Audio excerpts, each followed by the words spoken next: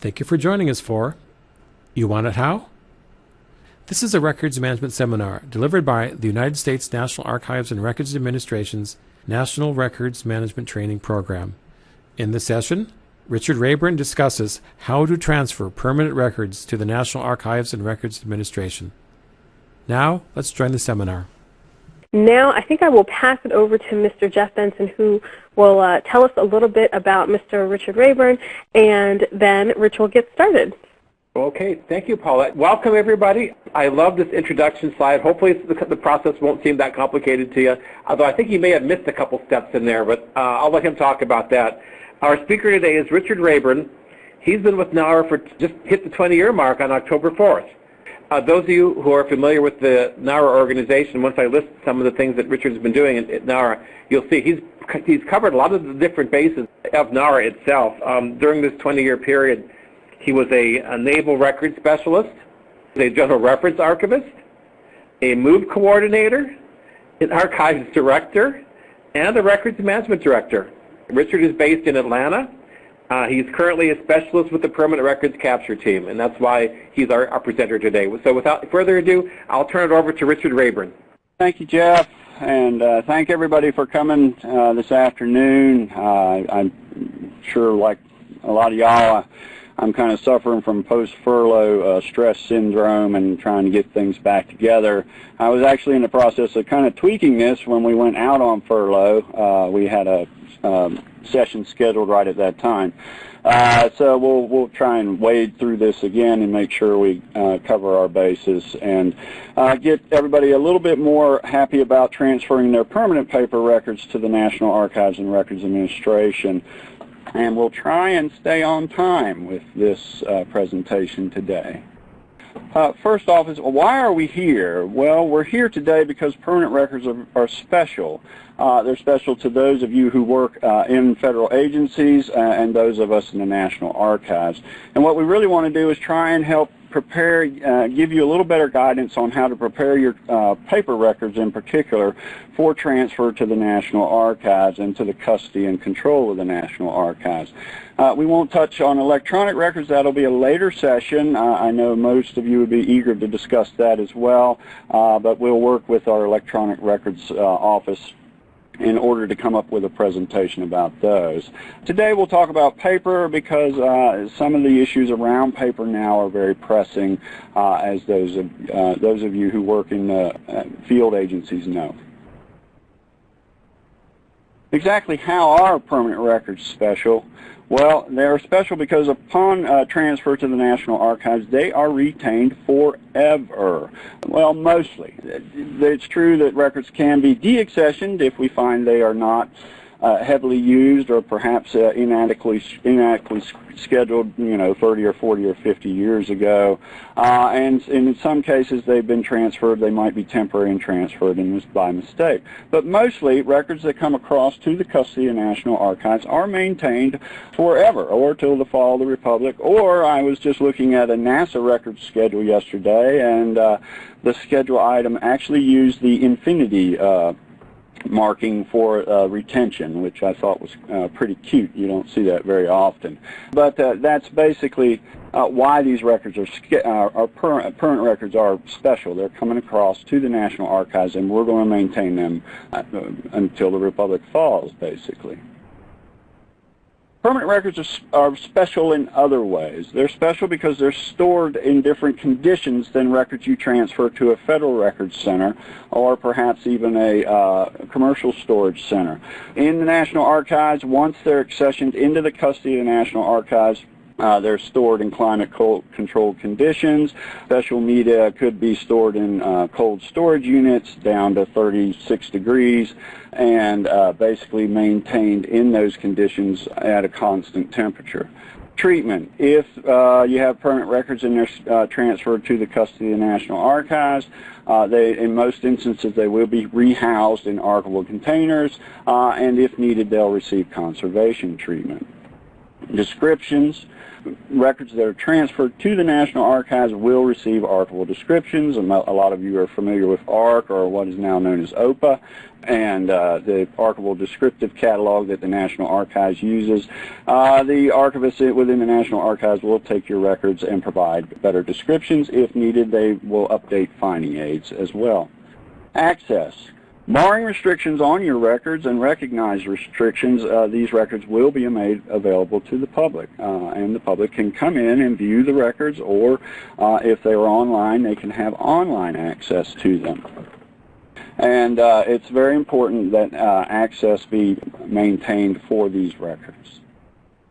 Permanent records are so special that in a lot of cases agencies really haven't transferred them to us. Everybody loves cool records, maps, photos, drawings, all kinds of neat stuff you want to retain in your offices because they're very important, or they're those legal documents that your general counsel's office feels that you could never, ever, ever, ever part with, and they maintain them on site. And a lot of agencies have maintained their records, so it became a problem and has become a problem over the past 20, 30 years, and so we asked President Obama, to lend us a hand. And he did. The Presidential Records Directive, narrow OMB M1218, was issued, and Section 2.2 addresses permanent records specifically. And it says by 2013, a senior agency officer, records officer, will ensure that permanent records that have been in existence more than 30 years will be identified for transfer and reported to NARA. Now let me make it clear that you do not have to transfer your records right away. This is only a mandate that you identify the records and let us know they're there. Some agencies have already reported back to us, have gone out and looked and have sent in records identifications to our group, the Permanent Records Capture Unit, which is very much appreciated. So some agencies want to go ahead and transfer these records, and that's great. We want you to transfer your records. We do want permanent records into the custody of the National Archives, but we also want them in good order. We don't want people to transfer their permanent records to us willy-nilly. They go out to a warehouse, they discover them there. They're in a Connex trailer out in the middle of a national forest, and all of a sudden you're like, oh, we need to get rid of these records. Just bear in mind that we'd like to have them in good order, and that the average retention period for a permanent record is 20 years. So in most cases, we're getting the records a long time after they've been in use. And for better or for worse, they could be inadequately described, inadequately indexed, and there could have been a lot that happened to the records over that time. That places the burden on you as the current federal employee who handles these records, but it also places a burden on us. So that the National Archives, we need to work with you specifically in order to make sure the records come across to us in good order. It helps you, it helps us, and eventually it helps the taxpayers as well. So, and just to reiterate, a lot can happen in 20 years. Here's the famous Indiana Jones photo, and I just remind everybody that is not the National Archives.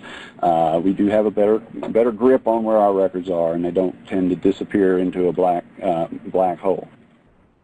But once you want to transfer your records, there are going to be two ways that you can transfer permanent paper records to the National Archives once they've met the retention date. Via direct offer, or ERA, and most of you on the phone call are feds, and you'll understand that ERA stands for Electronic Records Administration. Some of you already use it to transfer records. You can do direct offers, what National Archives calls a direct offer. Those are records in your custody, in the custody of your agency, that are probably out in your offices that are past their retention period. You can offer those directly to us. They don't have to go to a Federal Records Center, but again, they need to be in good order. Many of you maintain your records in a FRC, a Federal Records Center, and you receive transfer information from our annual MOVE group, our annual MOVE project, and that comes into you via ERA. So that's the two ways you can transfer records to us, basically. Now, the issues with some of the transfers, particularly out of the Federal Records Center over the years, most of you are familiar with the standard Form 135. That's when you do your initial transfer of records. Again, this might be filled out 20 years before somebody actually takes a good hard look at it in order to transfer the records into the custody of the National Archives. So in some instances, we're having problems with the standard Form 135. If you look down in the right-hand corner of it, you will see the last revision on this was done in 1985. That's a long time ago. There is some talk within the FRC of creating a different standard Form 135 for permanent records, which would require a little bit more information regarding those records and how they are transferred into the FRCs. That's something that's being discussed. It's not really in any basic shape to go forward right now. But most of you have looked at this. The 135 asks for your record group. You should know your agency record group, the year you're assigned an accession number, the volume, the box number. Then line 6F in the middle, it says your series description, restrictions on your records, your scheduling authority, and disposal dates, locations, etc. The filling out this form is very important to the Federal Records Center. Of course, they review it, but there is some information that typically gets left out, and that's particularly in 6F of the records data area, series description. If you read the 135 instructions, it's actually asking you for more information. And in a lot of cases, we don't get that information for agency, and this is what really worries our archival units. You get a series description. Office or organization of creation is what they really want. Restrictions other than national security. This could be CUI, sensitive but unclassified, FOIA, PII.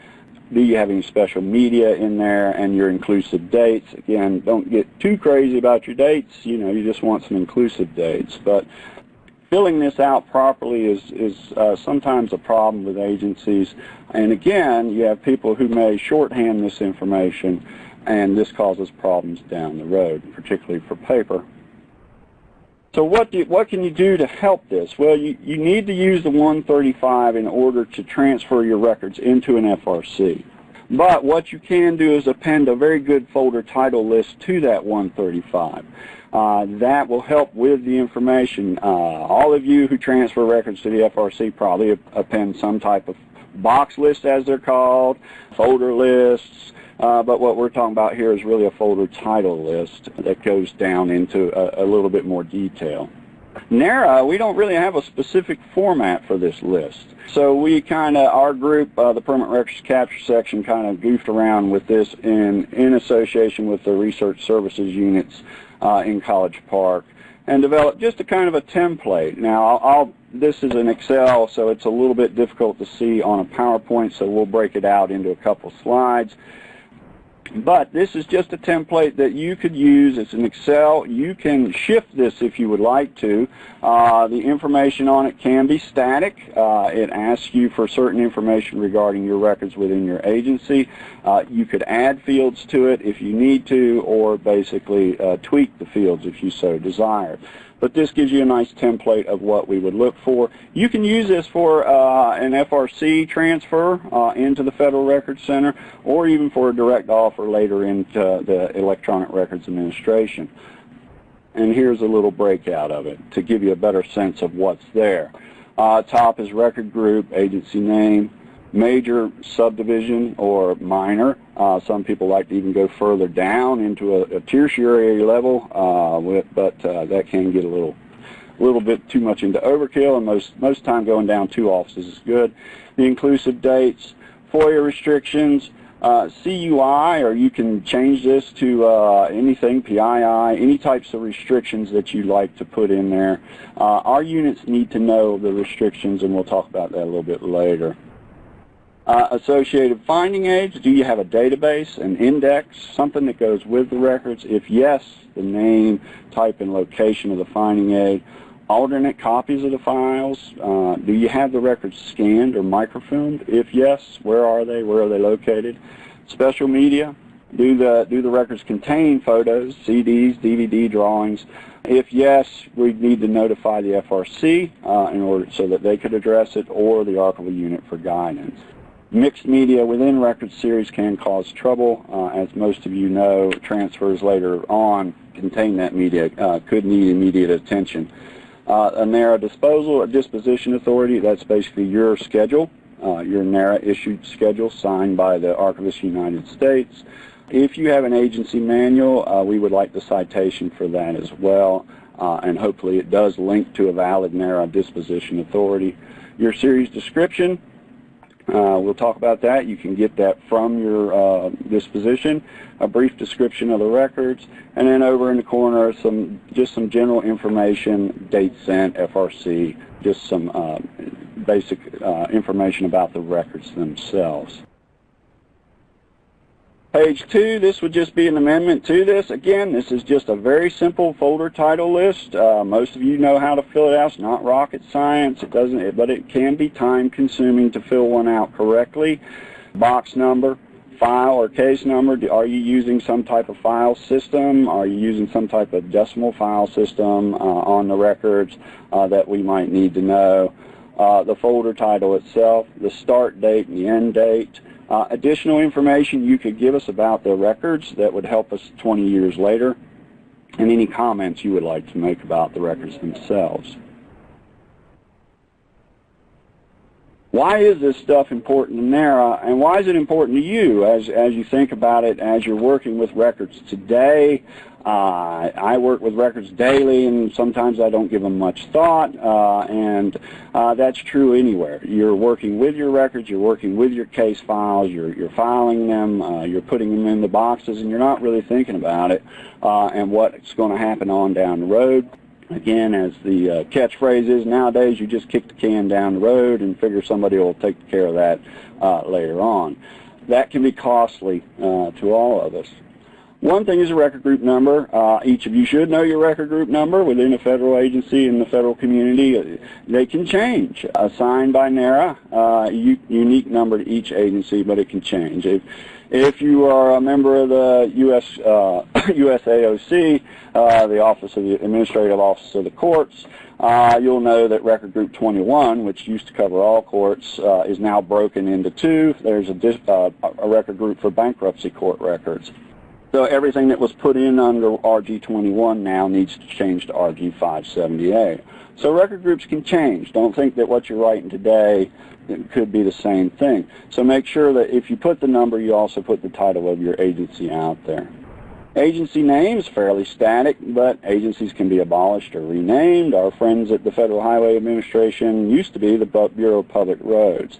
Those of you in Department of Homeland Security know that a lot of your agencies were brought into that new agency when it was created, and that names changed very drastically in a lot of cases there. So again, be sure and spell the name out. We do have registers of the record group numbers, but it is helpful to have it spelled out. Never assume that your name won't change, the agency name won't change. Down when you're starting to talk about offices, major agency subdivision, again, it can change, and they do change frequently. I don't know how many of y'all, we're undergoing a transformation here at the National Archives right now, so I'll use us as an example. But a lot of you have probably been through agency transformations within your own agencies. Whenever possible, don't use acronyms. We use acronyms all the time in the government. ERA, AOUSC, I just said several. If you're going to write it down on a 135 that may not be seen for 20 years, be sure and spell it out. I used to be in a unit called NR. It's actually Office of Regional Records Services. Who would know what NR is 20 years later if I just wrote it down, or just used the acronym NR? Minor agency subdivisions. I was in a field unit, the Atlanta Archives. Our acronym then was NRC. Well, you might think that's Nuclear Regulatory Commission 20 years later, or there's a corporate unit, NRC. So You just want to be careful with acronyms and make sure you kind of spell them out and allow people to understand what you are talking about.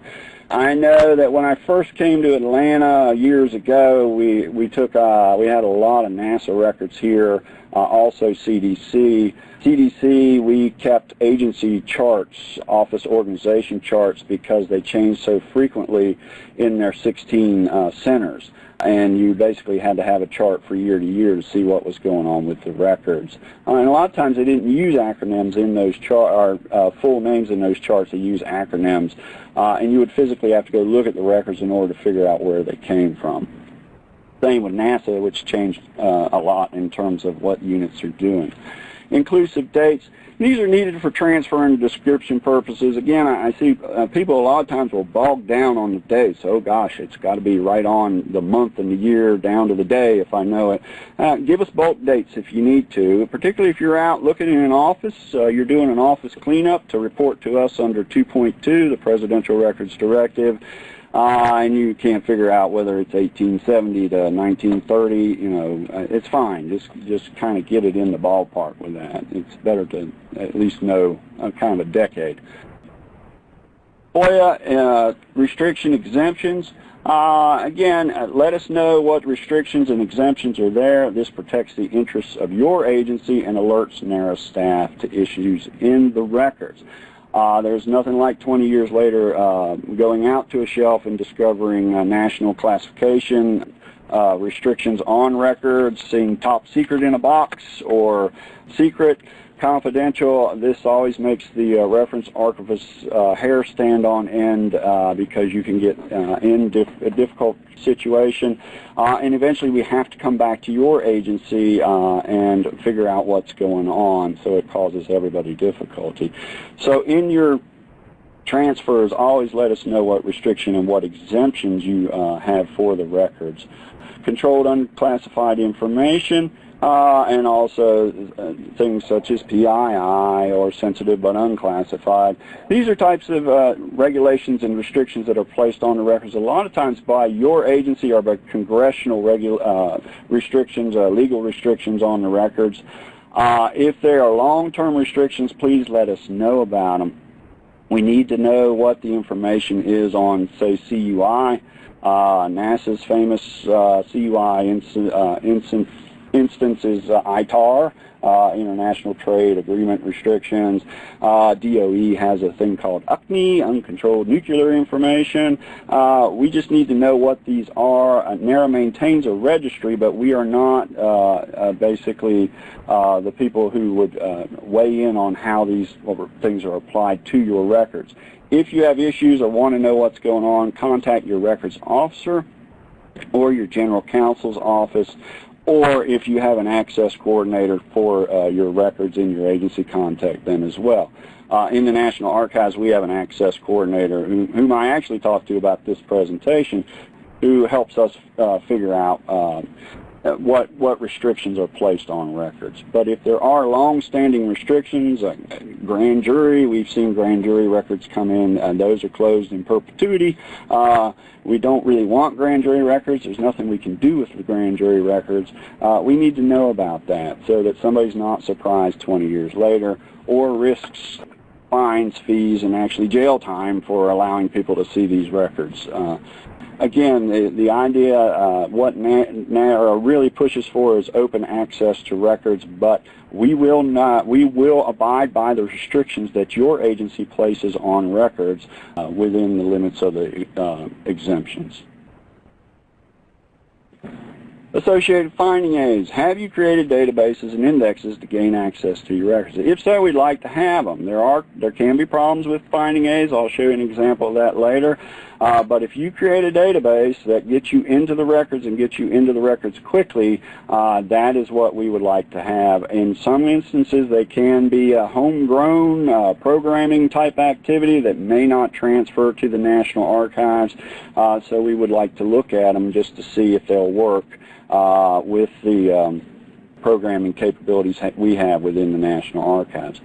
Alternate copies. Have you scanned or microfilmed your records? If so, They could be designated the record copy. We might need to schedule the new records, but if you can transfer electronic or scans to us, that's welcomed as well. Again, NARA is tight on space for paper records, so we do like to take in electronic or special media or media if we can. Special media is always an issue. We need to talk about the volume and type whenever you transfer records in. Make sure you designate special media carefully on your 135s and your Excel spreadsheets if you fill them out, so that we can talk about those over time. Again, the worst thing that can happen is you transfer delicate special media into a Federal Records Center and it sits there for 25 years in difficult conditions and deteriorates. By the time the archival unit sees it, it could be just a mass of melted plastic. So please designate your special media. Phew. Yeah, few is right. Disposition authority. Everybody should be well acquainted with their schedules. And the schedules, as you all know, change over time. Our team, the Permanent Records Capture section, is actually compiling all permanent authorities that have been created by federal agencies since 1974. Right now we're up to about 10,000. We estimate anywhere between 20 to 30,000 permanent authorities have been created by permanent federal agencies over the years.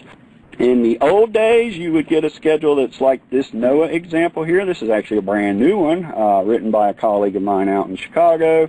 This is the approved schedule, and it also cross-references to a manual item number, 1406-5.1.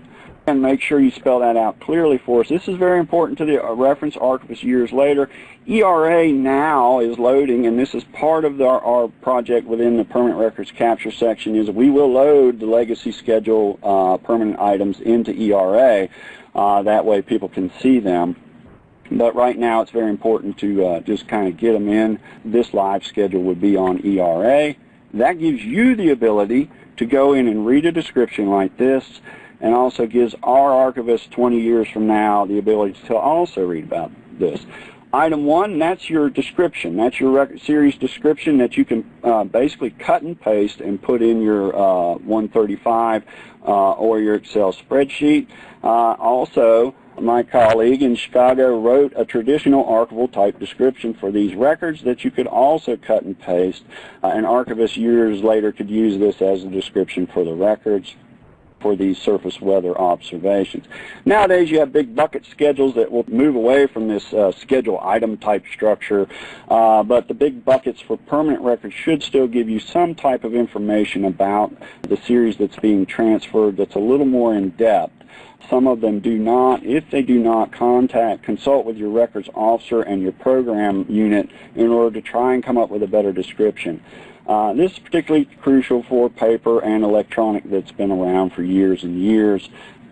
Nobody's going to be able to go back and recreate without a lot of hassle what was in the records 20 years ago. So trying to get these series descriptions, particularly for permanent, is important. And it's important to the archival units, our archival units going forward, and also your own people. If you need to call back records for FOIA, or you need to have a look at records in terms of organizational events over time, it will be easier to get at the records in order to access the permanent ones. Disposition, paper manuscript records not scanned, permanent. So this also, the schedule also gives your disposition. Here's on these records, for the weather records observation, 75 years. So that will be a long time away for somebody to go out. These records will sit on a shelf for 75 years, and then somebody's going to have to go out and figure out whether they're eligible for transfer to the National Archives. And truthfully, a lot can happen in 75 years. It may be that somebody goes and looks at them and decides, hey, we need to reschedule these. We don't think they're permanent. That can also happen if you go out. A lot of you looking out at your records now under 2.2 may be determining that we need to have another look at these records. And we're not opposed to that either. Now, I'll just give you some examples of folder title lists that we got in.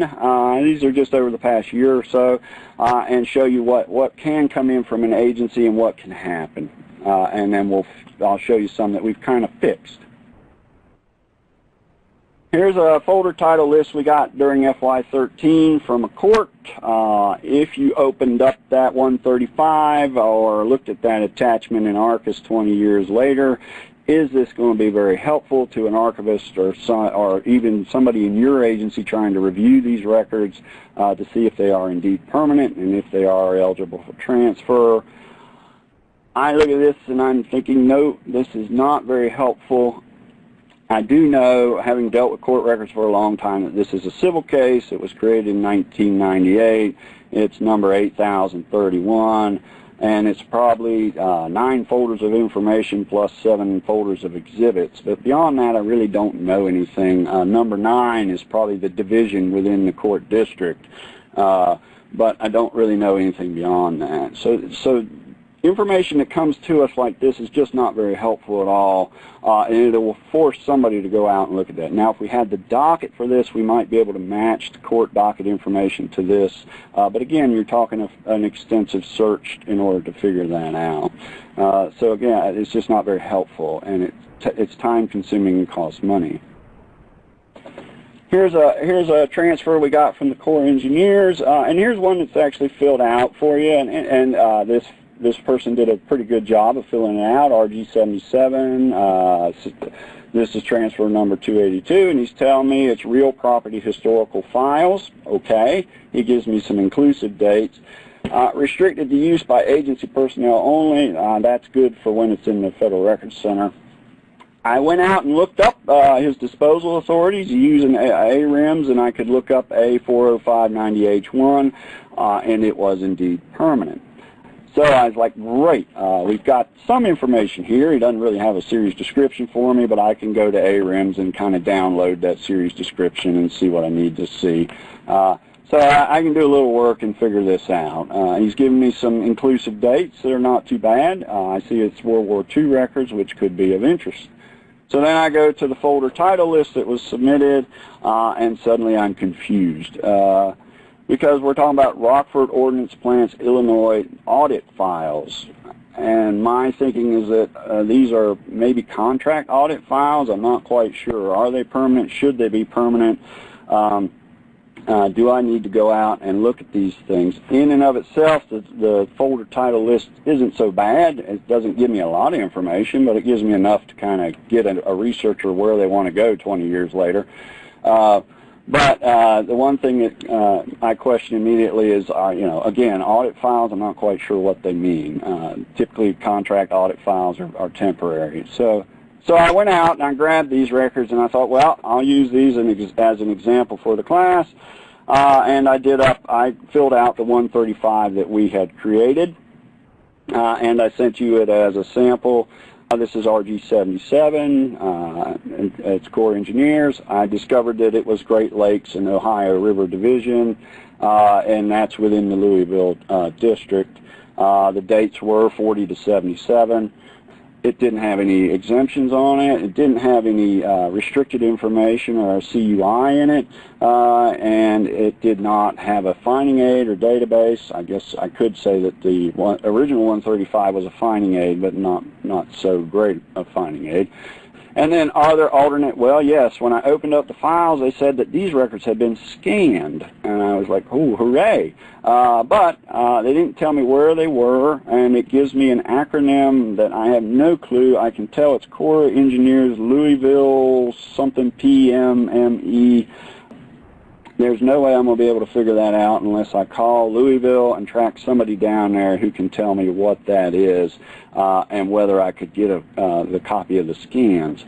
So that's the kind of thing, the danger of acronyms that you're going to run into years later. Didn't really have any special media aggregation of special media that I was really worried about. And then I put the transfer information. It had an Arcus transfer number. It's not a direct offer, and then the number of boxes and the types of box.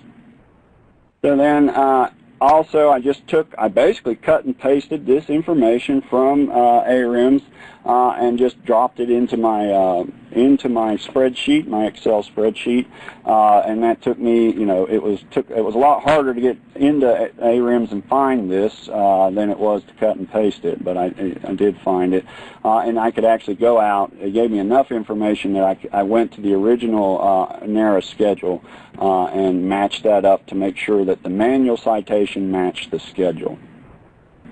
Sounds like a lot of work, but it probably took me 10 minutes. The folder title list itself, I have worked with Corps engineer records and real property records before, so I know in some instances what researchers are looking for. Most of these records are valuable for DERPS FUDs or formerly utilized sites. A lot of times the Corps engineers is going in to clean up these sites or their environmental issues. So people want to know a lot more about these files than just, is it Mayo General Hospital or George Field Radio Range Station. And so I just did I did a whole box. It took me about an hour to do the whole box. But, and again, I know what I'm looking for, so it was a little faster for me, but your folks could do it if you're talking permanent records and saving everybody time. Could probably do it fairly quickly as well. Most of the time people want to know what state, what county, what city. What they're trying to get at is, where are these facilities? Are there drawings? Are there photos? Are there anything in there that helped me do a site cleanup years later? And what period was this facility occupied? As you can see here, one down, about 4 is a tank arsenal. So if somebody would probably be interested in that. Also the ordnance facility. So those are the types of things you're looking for in a file folder list. If it's permanent records, take your time. Expend a little time on it. Again, also realize that you're going to have to look at these, 20 years later, or 25 or 30 or 35. So you want to give people enough information that I got to open this right up and say to myself, yes, these are very important records, or I know that they're used by federal agencies and researchers quite a bit. Here's another one that came in. This has a D-class number on it, so I know that these records were declassified in 1986, so I'm very happy about that. As I process the records, I will use that declassification number in order to put it on my boxes so that somebody who comes from our office to review the records years later can see that there was a D-class job that was done on these records. These were declassified by the National Archives. These are confidential correspondence, and this is under the old famous Navy filing manual, A2 administrative records. This is what we used to give to a researcher once these were declassified. As you can see, it's very vague. So we took it and broke it out, and here's an archival unit took this and created this finding aid to help people get into these records more readily. Again, you'll see they took it out. In the old days, we'd hand somebody a file manual and say, here's A16-2, and that's what it says. This unit just took it and probably cut and pasted in and then hit Control apostrophe and just copied it all the way down. A16-2, they gave you the subject of what's in the file plus a month and a year.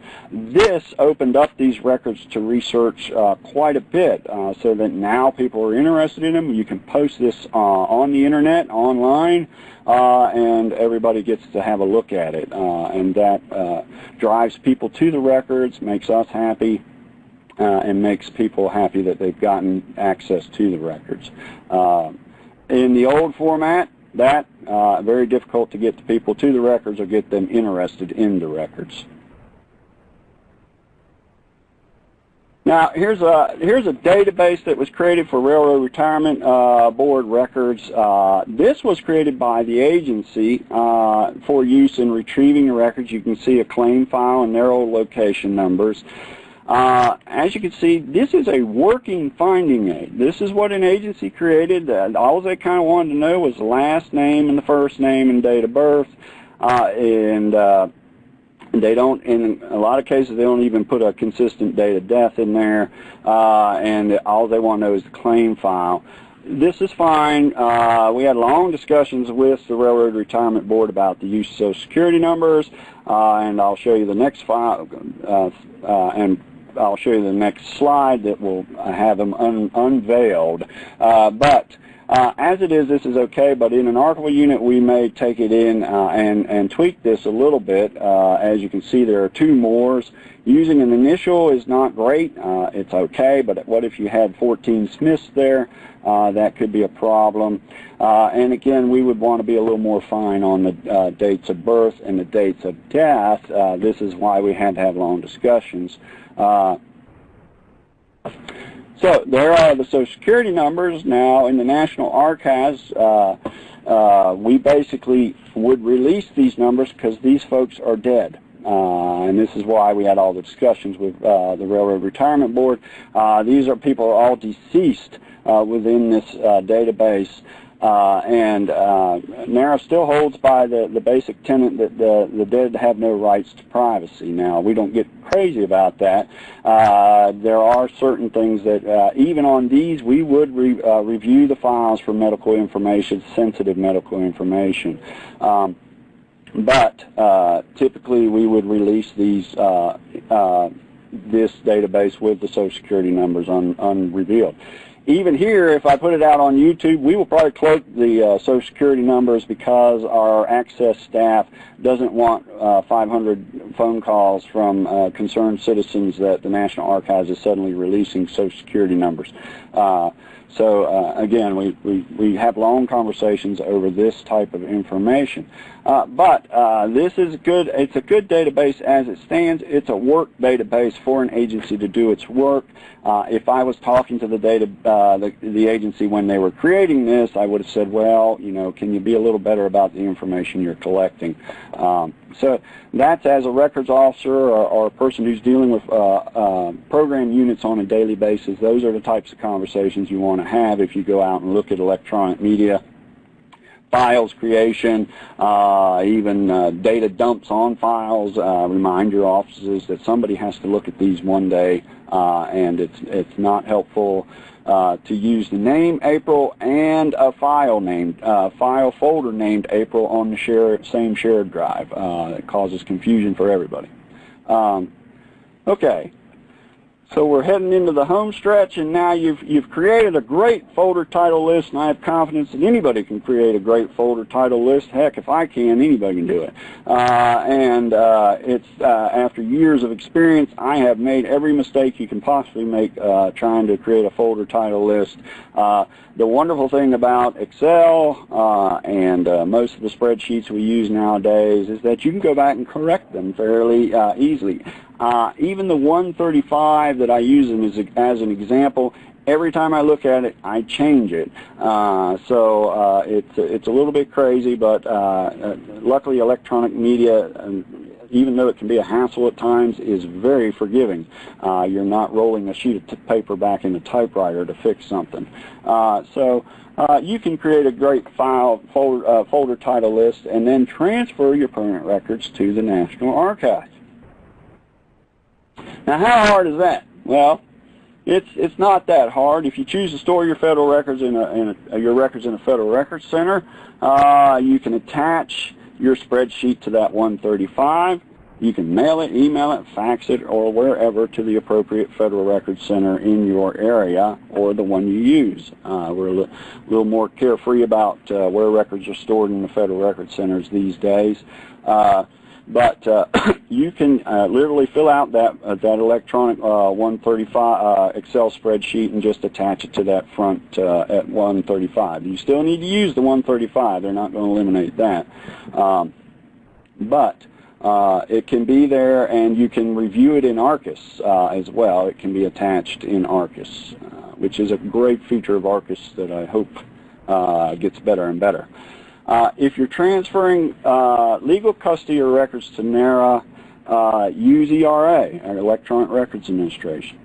You can attach a spreadsheet to your ERA transfer or TR. Everybody's using TR now. And if you need guidance about transferring records, I won't give you an ERA session here. Lord knows I could probably use another one. But you can go to archives.gov's records management accessioning. There is a manual, an agency manual there that, once I got used to it, is actually pretty good. So it can show you how to attach things in ERA. You can attach these spreadsheets in ERA. It's got a little twist that can be kind of tricky. Here's a kind of a blurry attachment page. You'll see the attachment button is highlighted in blue. The only issue with the attaching something in ERA, an Excel spreadsheet, here you'll see I did a Caribbean National Forest Excel spreadsheet for the Forest Service in order to do a direct offer for them, is that it does not give you a message that your file has been uploaded. So I ended up attaching that, I think 6 different times before I finally figured out I had to go back out and come back in. So just be aware that it is attaching your file. It's just not giving you the file uploaded message that you want to see. But it's there. I went and clicked on it before the furlough, and by golly, it still opened up, and I was pleased as punch. A note about classified records: if you're going to transfer classified records, or if you deal with classified records that need to be transferred, don't transfer classified records via ERA. Do them the old way. On what's called the old SF-258, which is still around for these types of things. You have to fill out a Form NA 14130 prior to transferring permanent classified records to NARA. And you can talk to them about this. The supervisor in that unit, his name is Don McElwan, and he loves to talk about classified records and transferring them in. And you can use this address to get to their website, and they will assist you on this process, and also in filling out this form. Here it is, the checklist form 14130. And they can give you information about this. In order to fill this out, you're going to need to work with your records officer and your program offices in a lot of cases. So, but this is the checklist form. Some of you have probably already used it. And just remember that you're making history, your agency is making history, but the legacy of your work is the permanent records that you transfer into the National Archives. We maintain those records, we take care of the records, and even if we get them in a bad state, we will attempt to get the public into those records as best we can.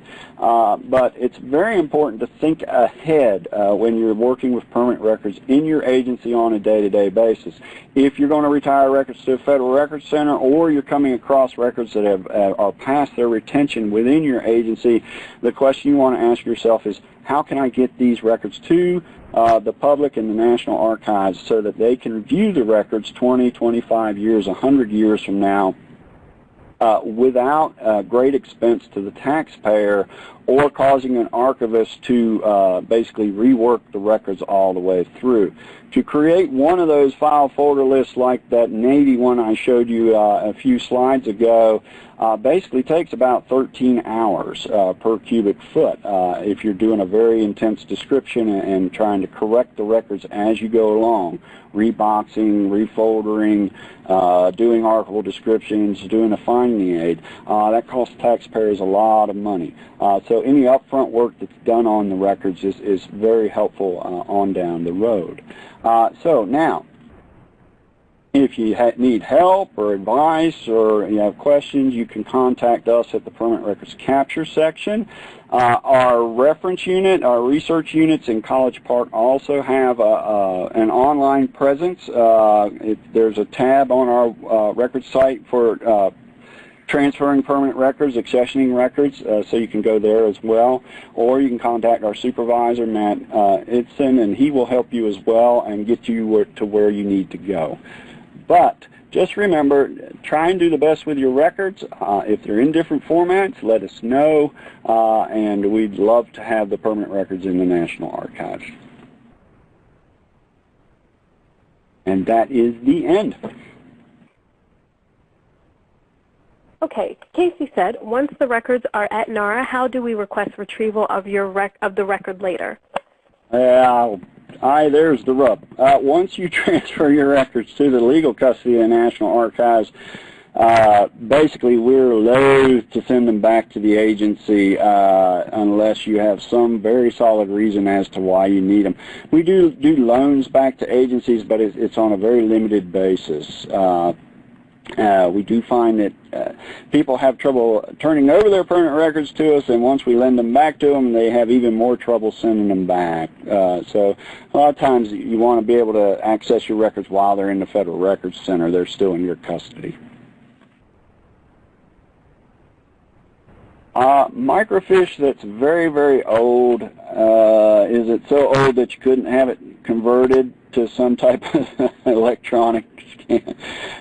If your microfiche is very brittle and there's something, that's really wrong with it, you may be able to find a little bit of money to transfer it. I know they can put it, I think it can be scanned now, so you might want to check on that. If you're going to maintain it locally, make sure you get it in some type of cold storage unit. As long as they're readable and you can slap them on a microfiche reader, they should be okay. But I'd have to know what kind of state they're in before I could really, answer you completely. Thank you so much for joining us. Thank you to Rich. Thank you to the Permanent Records Capture team. Thank you to Jeff and the rest of the training team who helped put this on. And thank you so much to all of you. We look forward to seeing you online in the future and hope that you found this presentation to be helpful. Thank you all. Thank you for joining us. We hope you found this seminar useful. For more information about the U.S. National Records Management Training Program, please visit www.archives.gov.